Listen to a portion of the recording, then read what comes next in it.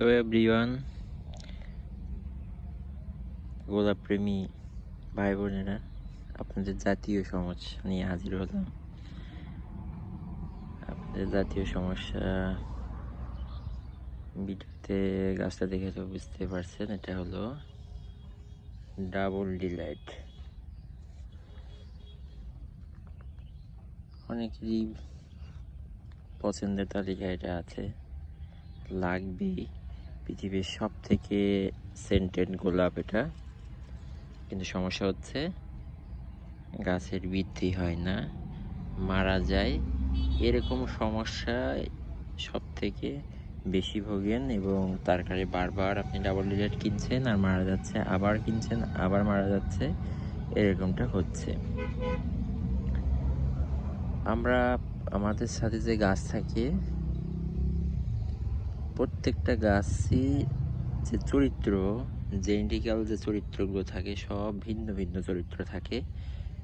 এবং ডাবল ডিলাইটের একরকম চরিত্র, আপনার সোলারিয়ার একরকম চরিত্র, জুমিলিয়ার একরকম চরিত্র। আপনি যদি তিনটাকে একসাথে কম্পেয়ার করেন, সেই ক্ষেত্রে কিন্তু আপনার গাছটা হবে না। এটা দীর্ঘদিন অবজারভেশন করতে হয়, করে করে বুঝতে হয় কোন গাছ কোনটা আমি আজকে করলাম, যার দরুন আজকে পাতাগুলি পুড়ে গেছে, গাছের বৃদ্ধিটা থেমে আছে। আবার কখন এই কাজটা করলাম যার কারণে বৃদ্ধিটা আবার সুন্দর হচ্ছিল। এই বিষয়গুলো আপনাকে নির্দিষ্ট একটা খাতায়, ডায়েরিতে লিপিবদ্ধ করতে হবে। আস্তে আস্তে আপনি এই বিষয়গুলো শিখতে পারবেন। এই ডাবল ডিলাইট নিয়ে অনেকেরই অনেক ধরনের একটা ভীতি কাজ করে, যে হয়তো ডাবল ডিলাইট আমরা নতুন করছি, সেই ক্ষেত্রে ডাবল ডিলাইট হয়তো করতে পারবো না, আমাদের কাছে গাছটা মারা যাবে, গাছের বৃদ্ধিটা হয় না প্রপারভাবে, এরকম বিভিন্ন ধারণা থাকে। তবে আর 5টা গাছের মতনই কিন্তু এর বৃদ্ধিটা হয়, ভালোই বৃদ্ধি হয়। এবার যে কারণগুলোতে আপনার বৃদ্ধিটা থেমে যায়, সেই বিষয়গুলোকে আপনাদের কাছে ক্লিয়ার করে দিতেই আজকের এই ভিডিও ডাবল ডিলাইট নিয়ে। যেহেতু পৃথিবীর মধ্যে সেরা সুগন্ধি গোলাপের মধ্যে এই ডাবল ডিলাইটটাই কিন্তু প্রথম স্থানে, তো সেই গাছটা আপনার পছন্দের তালিকায় থাকবে না সেটা কেমন হয়? অবশ্যই থাকবে, এবং তার বিভিন্ন কিছু টিপস আছে, সেগুলো আমি আপনাদের সাথে শেয়ার করব। এখানে কোনো রকেট সায়েন্স নাই, একদম গাছের যে জেনেটিক্যাল কিছু ইস্যু থাকে, সেই সমস্যাগুলো যদি আপনি সেই কনসেপ্টটা আপনার কাছে ক্লিয়ার থাকে, সেই ক্ষেত্রে কিন্তু ডাবল ডিলাইটটা অবশ্যই আপনার বাগানেও হবে। এবার ডাবল ডিলাইট না হওয়ার প্রথম কারণ হচ্ছে এই গাছের যে শিকড়টা থাকে, সেটা আর 5টা গাছের থেকে খুব সেন্সিটিভ থাকে। আমরা যে বারবার রিপোর্ট করি, বারবার যে আপনার ডাল কাটাই ছাঁটাই করি, সেই পদ্ধতিটা এর ক্ষেত্রে অবলম্বন করা যাবে না। আপনি বছরে একবার করে টব পরিবর্তন করেন কি 2বার করে করেন, সেটাই এনাফ। এবার গাছটার যে রুটটা আছে, সেটাকে তুলনামূলকভাবে কম টর্চার করবেন, রুট কাটা ছেঁড়া করা। এবার আপনার গাছের ডাল বেশি কাটা ছাঁটাই করা, সেই বিষয়গুলো আপনারা কখনো করতে যাবেন না। সেই ক্ষেত্রে কি হবে, আপনার যে গাছের বৃদ্ধিটা একদম স্টপ হয়ে যাবে, এর রুট খুবই সেন্সিটিভ। এবার আমরা পানি দিচ্ছি, পানি দিই গাছের একদম গোড়াতে পানি দিচ্ছি, এবং গোড়াতে পানি দেওয়াতে এই গাছের রুটের উপরে একটা প্রভাব ফেলে সেই পানিটা। অনেক সময় শিকড়টা বের হয়ে যায়, সেই ক্ষেত্রে কিন্তু আপনার এই গাছের বৃদ্ধিটা প্রপারভাবে হবে না। এবার দেখা গেল আপনি গাছে খাবারটা দিচ্ছেন, অন্য আর 5টা গাছের থেকে এই খাবার খুবই কম খায়, এবং আপনি যদি সেই ক্ষেত্রেও খাবারের পরিমাণটা এই গাছে বেশি দেন, সেই ক্ষেত্রেও কিন্তু আপনি এর গ্রোথ পাবেন না, এবং খাবার বেশি হলেই তখন এর আপনার টক্সিসিটি দেখা দেবে। টক্সিসিটি দেখা দিলে পরে আপনার সেই সময় আপনার গাছের যে বৃদ্ধি থাকবে একদম স্টপ হয়ে যাবে।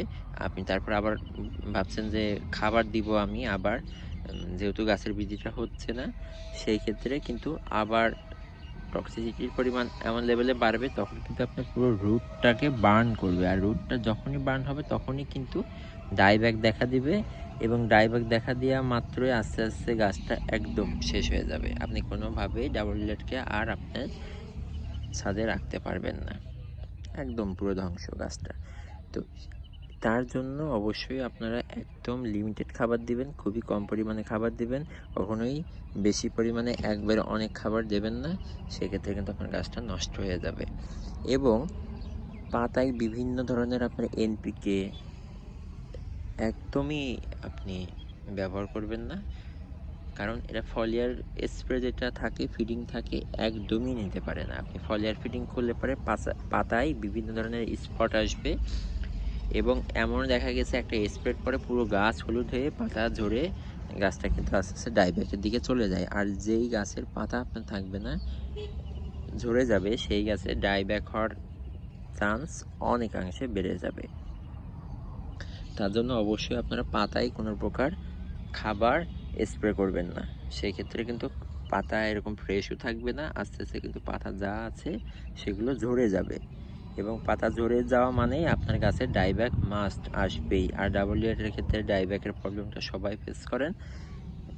কারণটা হচ্ছে আপনি টর্চারিং মানে কোনো না কোনো সময় টর্চারিং করার ফলে তার পাতার সংখ্যা কমে গেছে। আপনি এই গাছটা দেখতে পাবেন, গাছটা কিন্তু ছোট একটা চারা গাছ, তবে অসংখ্য পাতা। এই তীব্র গরম গেল 40-42 ডিগ্রি সেলসিয়াস তাপমাত্রাতেও ডাবল ডিলেটের এরকম সুন্দর গ্রোথ, এরকম সুন্দর পাতা কিন্তু রাখাটা খুবই টাফ বিষয়। সেখানেও আছে, বিষয়টা হলো যে এখানে কোনো রকেট সায়েন্স নাই। এটা মূলত একটা যে সব বললাম যে সব গাছে একটা জেনেটিক্যাল কিছু বিষয় থাকে, সেই বিষয়গুলো থেকে এটা ভিন্ন ভিন্ন কিছু বিষয় থাকে গোলাপের ক্ষেত্রে, এক একটা জাতের ক্ষেত্রে। এই বিষয়গুলো যেগুলো কথা বললাম, সেই বিষয়গুলো আপনারা খেয়াল করবেন, এবং এর গাছের মানে আপনি খাবার যখন দিচ্ছেন খুবই কম পরিমাণে খাবার দিবেন, এবং টবের একদম কিনারা বরাবর খাবারটা দিবেন, যাতে কোনোভাবে রুটে টর্চার না হয়, এটার মেইন সমস্যা। এবং পাতায় কোনো প্রকার ফলিয়ার স্প্রে, মাইক্রোনিউট্রিয়েন্টস আপনি কম ডোজে সেটা মাঝে মাঝে দিতে পারেন, বা পিজিআর টিজার, এগুলোর বিষয় আলাদা। তারপর এগুলো খুব কম দিবেন। তবে এই কোনো এনপিকে হোক, এইরকম টাইপের কোনো খাবার সেটা আপনি পাতায় স্প্রে করবেন না। কেমিক্যাল ডোজ যেগুলো ইউজ করেন, কেমিক্যালের মাত্রা বেশি, অতিরিক্ত মাত্রায় কেমিক্যাল আপনারা এটাতে ইউজ করবেন না, এবং চেষ্টা করবেন গাছটাকে যে একদম প্রপার সানলাইটে রাখার জন্য, এবং গোড়াটার মানে ভেজা আছে সে অবস্থাতে আবার পানি দিবেন। অন্য গাছ সেইটাকে যদি ওভারকাম করে, ওভার ওয়াটারিংকে, এটাতে একদমই করবে না। মানে মেইন ইস্যুটা কিন্তু রুটে, মানে শেকড়টাকে যদি আপনি সুস্থ রাখতে পারেন, ভালো রাখতে পারেন, আপনার উপরের বৃদ্ধি নিয়ে চিন্তা করতে হবে না। এবং পাতায় টর্চার করা যাবে না, যেহেতু পাতলা পাতার গাছ, এটার আয়ুটা, পাতলা পাতার যে গাছ থাকে তার পাতার আয়ুটা কম থাকে অন্য গাছের তুলনায়। সেই ক্ষেত্রে আপনারা এই গাছের ফলিয়ার স্প্রে তুলনামূলকভাবে অন্য গাছের তুলনায় কম করবেন। এবার তীব্র কিছু কীটনাশক আছে, কিছু ছত্রাকনাশক আছে, সেইগুলো কম পরিমাণে ব্যবহার করবেন, এবং আপনার গাছের ডালপালা অহেতু কাটাছাটা এগুলো করবেন না। এই গাছের অনেক ব্লাইন্ড শুট থাকে, মানে ব্লাইন্ড শুটের প্রবলেমটা বেশি থাকে। এটাকে জাস্ট রেখে দিবেন যে আপনি শো কোয়ালিটির গাছ তৈরি করবেন বা অনেক বড় গাছ তৈরি করবেন, সেই চিন্তায় এই গাছটা আপনি করবেন না। এই চিন্তায় গাছটা করবেন যে আমার গাছটা সুস্থ থাকবে, 2-4টা 5টা 10টা 20টা ফুল যা আসবে আমি তার সুগন্ধগুলো, মানে সুগন্ধিটা উপভোগ করব, সেই চিন্তায় এই গাছটাকে আপনাকে করতে হবে। আপনি এই গাছটাকে ভাবছেন যে শো কোয়ালিটির চিন্তা করবেন যে শো কোয়ালিটির মতন করব, অনেক বড় গাছ করব, 100 ফুল ফুটবে, সেই চিন্তা নিয়ে বেশি বেশি খাবার দিবেন, বেশি বেশি পিজিআর স্প্রে করবেন, বেশি বেশি ফলিয়ার ফিডিং করাবেন, হ্যাঁ, সেই ক্ষেত্রে কিন্তু এই গাছটা হবে না। তার জন্য অবশ্যই আপনাকে এখানে লিমিটেড খাবার দিতে হবে। লিমিটেড খাবার দিলে পরে আপনার গাছের বৃদ্ধি ঠিক থাকবে।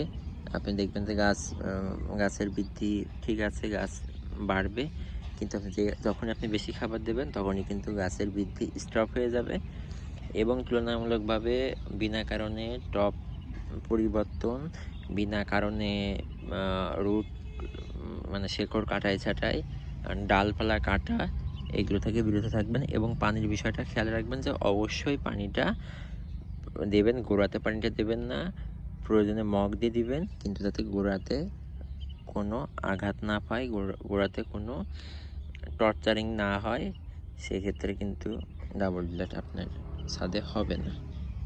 তো এই বিষয়গুলো আপনি মাথায় রাখেন, মাথায় রাখলেই আপনি ভিডিওতে যেমন আমাদের গাছগুলো দেখছেন ঠিক এমন ডাবল ডিলার আপনিও আপনার ছাদে তৈরি করতে পারবেন, সুস্থ সবল থাকবে, বড় হবে এবং আপনি মন ভরে সুগন্ধ নিতে পারবেন। তো সবাই ভালো থাকবেন। এরকম প্রত্যেকটি গাছের জেনেটিক্যাল কিছু বিষয় নিয়ে আপনাদের সাথে আলোচনা করব। অনেক নতুনরাও ভয় পাচ্ছেন আমরা ডাবল ডিলার করব কিভাবে, আসলে এইসব কোনো বিষয় না। আস্তে আস্তে আমি সব বিষয়গুলো আপনাদের কাছে ক্লিয়ার করে দিব যে কিভাবে আপনারা গাছের প্রপার বৃদ্ধি নেবেন, কিভাবে কোন জাতটাকে কিভাবে আপনারা মনিটরিং করবেন, টেক কেয়ার করবেন, এগুলো সব বিষয়ে আস্তে আস্তে আপনাদের কাছে তুলে ধরব। তো আজকের ভিডিও এই অবধি, সবাই ভালো থাকবেন, ধন্যবাদ।